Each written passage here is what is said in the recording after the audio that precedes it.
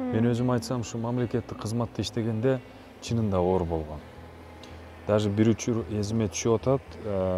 Ошол убакта Бишкек шаар мэриясында иштейт элем. Билесизби? Бир жылга жакын 19.200 сом бир айына алып жашадым да. Кудайга шүгүр, жаман эмес. Себеп Кыргызстанда адан да аз алгандары бар. Бирок ошол 19.200 үй бүлөнү багыш оорго турган. Өзгөчө биринчи кыздуу болдум. Анан келинчегим боюнда бар эле, келинчегим иштебейт.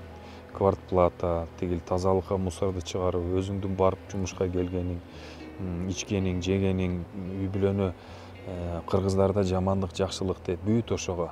А менин принципим дайыма ушундай болгон. Левый, шабашка, мыйзамсыз иштерди кылба. Ошодон алыс бол, жалгыз айлыкка жаша. 19.200 я на руки получал, абдан оор болчу. Анан бир күнү аялым экинчи балабыз боюнда бар эле. Ошондо роддомго баягы боюнда бар аялдар тез роддом эмес, гинекологторго барып текшерилип турат да, врачтарга. Анан бир күнү ыйлап келиптир. Анан эмне болду десем, көрсө аттын этикалык көз карашынын негизинде айткым келбей атат. Шото Руставели көчөсүндө бир поликлиника бар.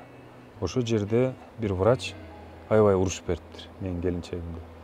Себеби боюнда бар болуп, боюнда бар аялдар атайын өзгөчө шым кийиш керек экен. Ошо ичине ыңгайлаштырылган, ичин сыкпай турган. А бизде ушунчалык экономия болгон. Аялым ошо шымды дагы жөнөкөй кадимки жылуулатылган гамаш шымды кезип туруп, ошону кийет. Анан кийин аябай урушуп, жанагы бам парасаты төмөнүрөөк врач болгон окшойт. Эмне акчаңар жокпу, ушул нормальный бир неме албайсыңбы деп урушкан экен да. Ошодон намыстанып аялым келип ыйлаган эсимде да. Анан мен ошондо абдан ачуум келип, ошол главврачына барып айтайын деген. Ушунчалык да бам парасаты, дүйнө таанымы төмөн врачтар болосуңарбы деп. Бул деген эмнеден кабар берет? Бул деген мамлекеттик кызматта иштесең, ошончо айлыкка, коррупцияга аралашпай иштей аласыңбы? Ошончо нагрузканы, себеби жетекчиң бар, кол алыңда срок, мөөнөттөр бар. Ошону бүтүрө аласыңбы?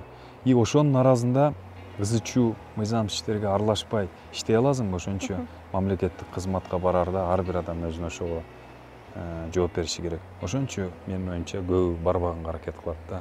Там жеңил эмес мамлекеттик кызматта чынында оор.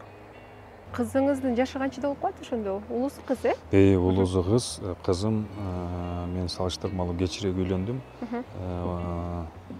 4,5-да. 4,5-да.